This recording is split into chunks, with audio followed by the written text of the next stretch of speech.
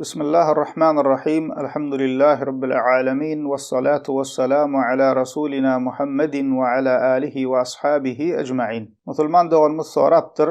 Qyzlar näçe ýaşdan başlap hijab giýmeli diýipdir. Musulman doğanlar qyz çağa bulug, ýagny ululuk ýaşyna ýetenne hijab giýmek farz bolýar. Haçan bulug ýaşyna ýetýär? Eger haiz görse bulug ýaşyna ýetenligi bolýar. Eger haiz görmese 15 ýaşyny doldursa bulug ýaşyna ýetdigi hasaplanýar. We bulug ýaşyndan başlap doly islama görä giýinmegi, ýagny ýüzi we elinden galan ýerlerini nämehremleriň öňünde örtmegi farzdyr. Doly örtünmese haram işetdigi bolýar we ta doly örtünýänçe günah gazanyp gezýär. Bulug ýaşyndan öň farz dälliginiň bulug ýaşyna ýetenden soňra farz bolýandygynyň delili İslam fıkhına göre bir kişinin farzlardan jogapkar bolmak üçin gerekli şertlerden birem bulug, ýagny ululuk ýaşyna ýetmegidir. Ahmetde, Ebu Davudda, Tirmizi'de we başga da hadis kitaplarynda gelen hadisinde Peygamberimiz sallallahu aleyhi ve sellem diýär: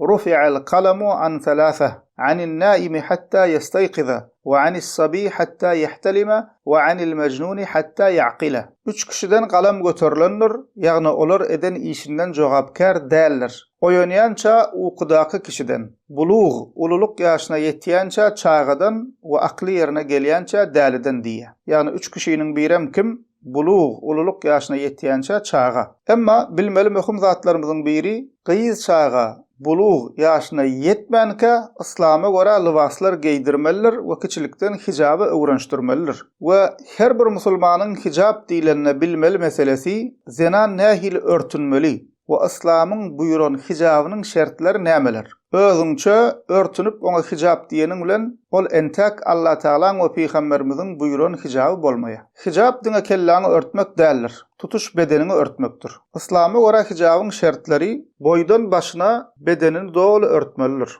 Libasy dar bolmaly däl. Syratyny, ýagny figurasyny belli etmejek derejede giň bolmalydyr. İçi görünjek derejede ýuka bolmaly däl. Daşary çykanda libasyna atyr sepiligi bolmaly däl.